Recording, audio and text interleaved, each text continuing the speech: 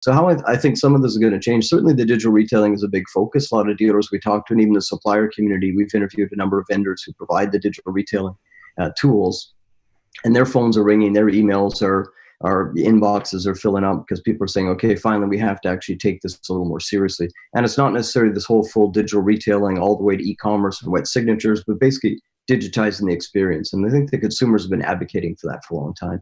How is this just a better experience? I want to look at stuff in the privacy of my home. I want to navigate your F&I menu on my own. I don't want to be locked in the box for that period of time and be forced in some sort of menu selling operation.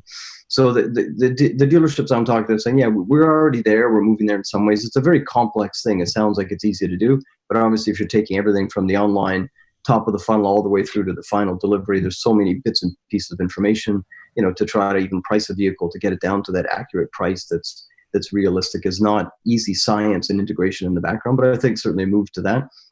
I think things like test drives will probably see new protocols in place where dealerships are going to recognize certain percentage of their customers are going to be cool walking back in the dealership interacting once this subsides. Others are going to be looking for more sanitation protocols.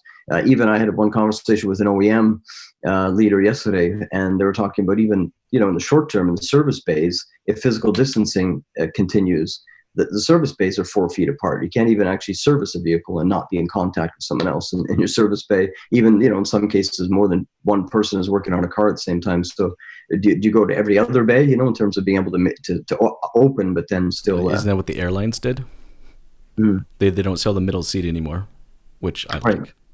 So I'm sure that would have an implication for dealers on their capacity. So, to be able to get throughput if they have to do things like that. So those are just some of the things I see. But I think profoundly, I think they're also going to really look at their operations and look at their cash flow positions. And I think they're going to, no one would have expected this, but I think a lot of dealers are pretty highly leveraged and sort of, those that have had, money put aside for rainy day, probably able to weather the storm a little better. But I think some will look at their operations and start to tighten up